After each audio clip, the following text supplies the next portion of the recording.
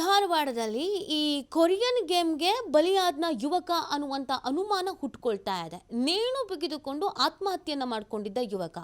ಪ್ರಾಥಮಿಕವಾಗಿ ಯಾಕೆ ಆತ್ಮಹತ್ಯೆ ಮಾಡಿಕೊಂಡ, ಏನು ರೀಸನ್ನು, ಇಷ್ಟು ಚಿಕ್ಕ ವಯಸ್ಸಿಗೆ ಸೂಸೈಡ್ ಮಾಡ್ಕೊಳ್ಳುವಂಥ ಹಂತಕ್ಕೆ ಯಾಕೆ ಹೋದ, ಏನು ಸಮಸ್ಯೆ ಆಗಿತ್ತು, ಇದೆಲ್ಲ ಪ್ರಶ್ನೆಗಳು ಹುಟ್ಕೊಂಡಿತ್ತು. ಈಗ ಒಂದೊಂದೇ ವಿಚಾರ ಬೆಳಕಿಗೆ ಬರ್ತಾ ಇದೆ ನೋಡಿ. ಇದು ಫೆಬ್ರವರಿ 6ರಂದು ಧಾರವಾಡದ ಮಂಗಳಕಟ್ಟಿ ಫ್ಲ್ಯಾಟ್ನಲ್ಲಿ ಒಂದು ಘಟನೆ ನಡೆಯುತ್ತೆ.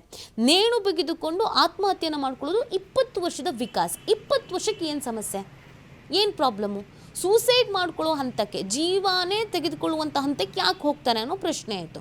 ಸೊ ಇದನ್ನು ಮೊಬೈಲನ್ನು ವಶಕ್ಕೆ ಪಡ್ಕೊಂಡಿದ್ರು ಪೊಲೀಸರು. ಅನುಮಾನ ಏನಾದರೂ ಬರುತ್ತಾ, ಏನಾದರೂ ಸುಳಿವು ಸಿಗುತ್ತಾ ಅಂತ ಈ ಸಂದರ್ಭದಲ್ಲಿ ಪರಿಶೀಲನೆಯ ವೇಳೆ ಗೊತ್ತಾಗಿದ್ದು ಅಂತಂದರೆ ಈ ಕೊರಿಯನ್ ಗೇಮ್ಗಳು ಪತ್ತೆ ಆಗಿದೆ. ಆನ್ಲೈನ್ ಗೇಮ್ಸ್ಗೆ ಅಡಿಕ್ಟ್ ಆಗಿದ್ದ ಈ ವಿಕಾಸ್ ಅನ್ನೋದು ಗೊತ್ತಾಗ್ತಾ ಇದೆ.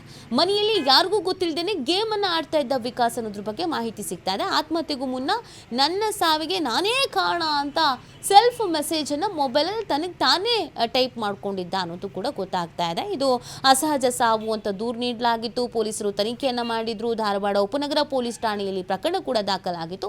ಸೊ ಗೇಮಿಂದ ಇದ್ದದ್ದಾಗಿರ್ಬೋದಾ ಅನ್ನೋ ಅನುಮಾನ. ಮಾಹಿತಿ ನೀಡ್ತಾರೆ ನಮ್ಮ ಪ್ರತಿನಿಧಿ ಯಲ್ಲಪ್ಪ. ಇತ್ತೀಚೆಗೆ ಇದೊಂದು ಚಾಳಿ ಶುರುವಾಗಿದೆ. ಅದು ಯಾವುದೋ ಕೊರಿಯನ್ ಗೇಮ್, ಅದರಲ್ಲಿ ಒಂದು ಲೆವೆಲ್ಲು ಸೂಸೈಡ್ ಮಾಡ್ಕೊಳ್ಳಿ ಅಂತ ಹೇಳೋದು, ಅದನ್ನು ನಂಬ್ಕೊಂಡು ಸೂಸೈಡ್ ಮಾಡ್ಕೊಳ್ಳೋದು ಅಂತ. ಈ ಪ್ರಕರಣದಲ್ಲೂ ಕೂಡ ಇದು ಎದ್ದು ಕಾಣಿಸ್ತಾ ಇದೆ. ತನಿಖಾ ಸಂದರ್ಭದಲ್ಲಿ ಏನೆಲ್ಲ ಗೊತ್ತಾಗಿದೆ?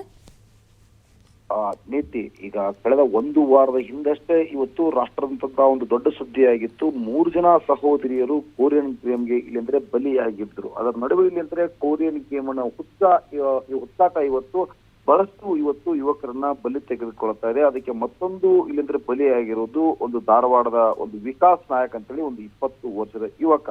ಈತ ಕಳೆದ 6ರಂದು ಮನೆಯಲ್ಲಿ ನೇಣು ಬಿಗಿದುಕೊಂಡು ಆತ್ಮಹತ್ಯೆ ಮಾಡಿಕೊಳ್ತಾನೆ. ಆ ಆತ್ಮಹತ್ಯೆ ಮಾಡಿಕೊಂಡು ಮುನ್ನವೇ ಇಲ್ಲಿ ಅಂತಂದ್ರೆ, ಇದು ನನ್ನ ಸಾವಿಗೆ ಮೊದಲು ತನ್ನ ಮೊಬೈಲ್ನಿಂದಲೇ, ಸಾವಿಗೆ ಮುನ್ನವೇ ತನಗೆ ಮೊಬೈಲ್ನಿಂದ ಇಲ್ಲ ಅಂದ್ರೆ ನನ್ನ ಸಾವಿಗೆ ನಾನೇ ಕಾರಣ ಅಂತೇಳಿ ಒಂದು ಸೆಲ್ಫ್ ಮೆಸೇಜ್ ಅನ್ನ ಅವರ ತಂದೆಗೆ ಕಳಿಸ್ಕೊಂಡು ಅಂದ್ರೆ ಈತ ನೇಣು ಬಿಗಿದುಕೊಂಡು ಆತ್ಮಹತ್ಯೆ ಮಾಡಿಕೊಳ್ತಾನೆ. ಆತ್ಮಹತ್ಯೆ ಮಾಡಿಕೊಂಡ ನಂತರ ಇದು ಅಸಹಜ ಸಾವು ಅಂತೇಳಿ ಕುಟುಂಬಸ್ಥರು ಹೇಳ್ತಾರೆ. ಕುಟುಂಬಸ್ಥರ ಅನ್ವಯ ಇಲ್ಲಿ ಅಂತಂದ್ರೆ ಹುಬ್ಬಳ್ಳಿಯ ಧಾರವಾಡದ ಒಂದು ಉಪನಗರ ಪೊಲೀಸರು ಮೊದಲು ಪ್ರಕರಣವನ್ನ ದಾಖಲಿಸಿಕೊಳ್ತಾರೆ. ಯಾವಾಗ ಆತನ ಮೊಬೈಲ್ ಅನ್ನ ತೆಗೆದುಕೊಳ್ತಾರೆ, ಆತನ ಮೊಬೈಲ್ ಅನ್ನ ತೆಗೆದಾಗ ಪೊಲೀಸರಿಗೆ ಒಂದು ಅನುಮಾನ ಬರುತ್ತೆ. 20 ವರ್ಷದ ಯುವಕ ಇವತ್ತು ಆತ್ಮಹತ್ಯೆಗೆ ಶರಣಾಗ್ತಾನೆ ಅಂತಂದ್ರೆ, ಯಾಕಂದ್ರೆ ಈಗ ತಾನೇ ಆತ ಸೈನ್ಸ್ ಅನ್ನ ಮುಗಿಸಿ ಮುಂದಿನ ಹೆಚ್ಚಿನ ವಿದ್ಯಾಭ್ಯಾಸ ಮಾಡಬೇಕು ಅಂತ ಅಲ್ಲಿ ಮನೆಯಲ್ಲಿ ಉಳಿದುಕೊಂಡಿದ್ದ.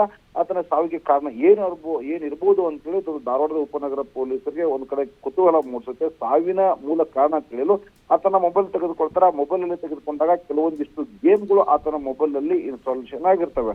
ಆವಾಗ ನೋಡಿದಾಗ ಹೇಳಿದ್ರೆ ಕೊರಿಯನ್ ಗೇಮ್ ಸಹ ಇಲ್ಲಿ ಅಂತಂದ್ರೆ ಧಾರವಾಡದ ಒಂದು ಉಪನಗರ ಪೊಲೀಸರಿಗೆ ಗೊತ್ತಾಗುತ್ತೆ. ನಂತರ ಅವರ ಕುಟುಂಬಸ್ಥರನ್ನ ಕೇಳಿದಾಗ ಹೌದು, ಆತನ ಸಾವಿಗೆ ಇಲ್ಲಿ ಅಂತಂದ್ರೆ ಆ ಗೇಮೇ ಇರ್ಬೋದು. ಯಾವಾಗ ನೋಡಿದ್ರು ಆತ ಮೊಬೈಲ್ ಅಲ್ಲೇ ಕುಳಿತುಕೊಳ್ತಿದ್ದ.